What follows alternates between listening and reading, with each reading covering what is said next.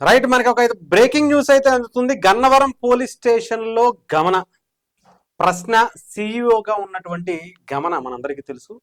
ప్రశ్నతో పాటు కో యాంకర్గా అని అనుకున్నాం, కానీ మొత్తం కథంతకి సూత్రధారి పాత్రధారి గమనే అని తెలుస్తోంది. అంటే ప్రశ్న రావణ్ ఆ పుండాకోరు ప్రశ్నగాడికి స్క్రిప్ట్ కావచ్చు, ఏదైనా సరే ఆ అమ్మాయే ఇస్తుందట. స్టోరీ, కథ, స్క్రీన్ ప్లే, డైరెక్షన్ అంతా కూడా ఈమె. వాడు జస్ట్ ఒక యాక్టర్ గాడాడు అంతే. వాడు బతికంతా ఒక యాక్టింగ్ చేయటం తప్ప ఇంకోటి లేదు ఆడికి. అయితే ఇప్పుడు ఈమె దగ్గరే ఉంది కథ అంతా. ఈ గమన మొత్తం అంతా కూడా కథ అంతా నడిపించినటువంటి పరిస్థితిగా కనిపించింది. ఇప్పుడు ఈ గమనే వెనకాల వైఎస్ఆర్సీపీతో మొత్తం అంతా కూడా పెట్టుబడి పెట్టించడం, ఇవన్నీ చేయించడం కూడా దాంట్లో కీలక పాత్ర వహించినటువంటి పరిస్థితి కూడా కనిపిస్తుంది. గమనతో పాటు అసలు దీంట్లో ముఖ్యంగా ఇంద్రసేన నాయుడు, మాగంటి ఇంద్రసేన నాయుడు, ఇతనితో కూడా ఇప్పుడు గన్నవరం పోలీసులు విచారణ జరుపుతున్నటువంటి పరిస్థితి కనిపిస్తుంది. వీళ్ళిద్దరిని కూడా ఇప్పటికే గన్నవరం పోలీసులకు నోటీసులు ఇవ్వటం, వాళ్ళిద్దరిని విచారణకు పిలవటం, వీళ్ళిద్దరిని కూడా వేరువేరుగా సీక్రెట్గా చాలా కీలకమైనటువంటి అంశాల మీద విచారణ జరుపుతున్నటువంటి పరిస్థితి కూడా మనకైతే వస్తున్నటువంటి వార్తలు అయితే చెప్తున్నాయి. అంటే గమన ఏం చేసింది? ప్రశ్న పుండాకోరుగాడు ఆ పనికిమాలిన వేదవ మాట్లాడినటువంటి మాటలు వెనకాల అన్ని ఆమె ఉందా? అటు టెర్రరిస్టులని, పాకిస్తాన్కి సంబంధించినటువంటి టెర్రరిస్టుల మీద సానుభూతి చూపిస్తూ వాళ్ళని దేశభక్తులుగా ఏవైతే వాడు మాట్లాడాడో అవన్నీ కూడా కంటెంట్ ఆమె రాసిచ్చిందా? ఒక నక్సల్, హిట్మా లాంటి వ్యక్తులు చనిపోతే 100 మంది పుడతారు అనేటువంటి ఒక సానుభూతితో క్రియేషన్ చేసినటువంటి ఆ కంటెంట్ అంతా కూడా తనే స్క్రిప్ట్ ఇచ్చిందా?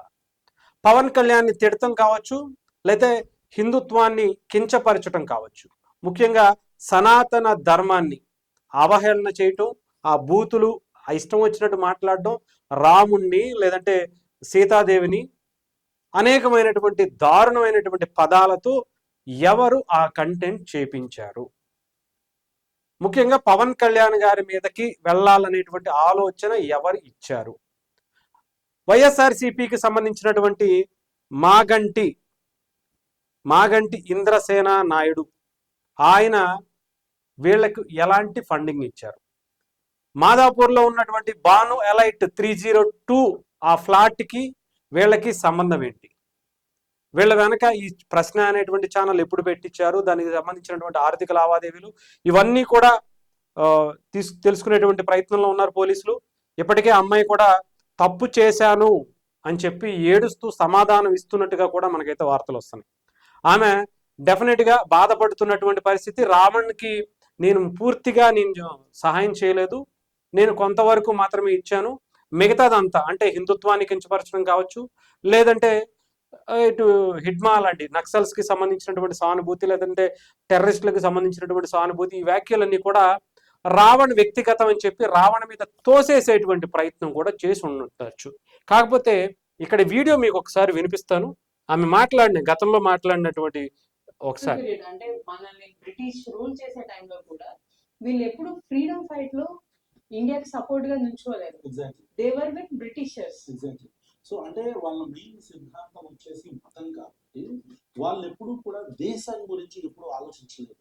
I'm talking about British. అంటే చాలా క్లియర్ గా వాళ్ళు ఒక మతాన్ని టార్గెట్ చేసుకుని, అలాగే వీళ్ళంతా అంటే ఆర్ఎస్ఎస్ కి సంబంధించినటువంటి పరిస్థితి కావచ్చు, లేకపోతే ఆర్ఎస్ఎస్ ఎందుకు పుట్టింది అనేటువంటి దాన్ని కావచ్చు, లేదంటే పాకిస్తాన్కి సంబంధించినటువంటి ఆ వ్యక్తులకి సంబంధించినటువంటి వాళ్ళ మీద పాజిటివ్ కారణాన్ని క్రియేట్ చేయటం కావచ్చు, ఇవన్నీ కూడా ఆ అమ్మాయి కూడా అక్కడ వీడియోలో ఉంది.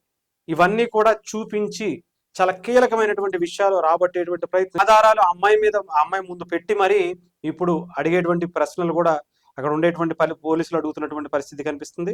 మరి గమనా దీనికి ఏం సమాధానం చెప్తుంది, ఎలా తప్పించుకునేటువంటి ప్రయత్నం చేస్తుంది, ఇవన్నీ కూడా ఇప్పుడు తెలియాల్సి ఉంది. అంతేకాదు అరెస్టు చేసినట్టుగా కూడా మనకైతే వార్తలు అయితే వస్తున్నాయి. గమనాన్ని అదుపులోకి తీసుకోవటం, అలాగే అరెస్టు చేసినట్టుగా కూడా మనందరికీ తెలుస్తుంది.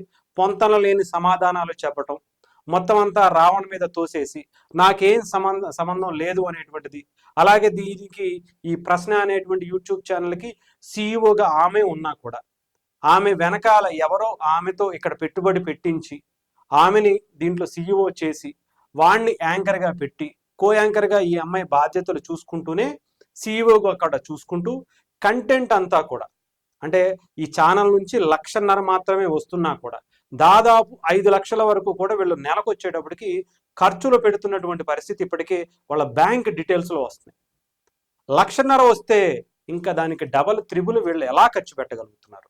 బయట ఎక్కడి నుంచి రాకపోతే వీళ్ళు వృధాగా ఎందుకు ఇలా పనిగట్టుకుని ఇంట్లోంచి డబ్బులు నెలకి కొన్ని లక్షల రూపాయలు తీసుకొచ్చి పెట్టుబడి పెట్టి మరి ఇలా విషం చిమ్మేటువంటి పరిస్థితి చేస్తారు. డెఫినెట్గా దీని మీద వెనకాల చాలా ఉన్నాయని కూడా తెలుస్తుంది. మాగంటి ఇంద్రసేన నాయుడు ఆయన అన్నో తమ్ముడు, ఇతను వైఎస్ఆర్సీపీకి సంబంధించి అనంతపురం సింగనమల నాయకుడిగా కూడా తెలుస్తుంది. అతనికి వీళ్ళకి ఉండేటువంటి లింక్స్ ఏంటి, వాళ్ళ వెనకాల ఎవరున్నారు, వీళ్ళ వెనకాల వాళ్ళ హస్తం ఎంతవరకు ఉంది అనేటువంటి పాత్రను తేల్చాలనేటువంటి ప్రయత్నం కూడా చేస్తున్నట్టుగా తెలుస్తుంది. ఇప్పటికే గమనం అయితే అదుపులోకి తీసుకుని అధికారికంగా ఇంకా ధృవీకరించకపోయినా కానీ అదుపులోకి తీసుకునేటువంటి పరిస్థితులు అవకాశాలు అయితే చాలా ఎక్కువగా ఉన్నట్టుగా మనకైతే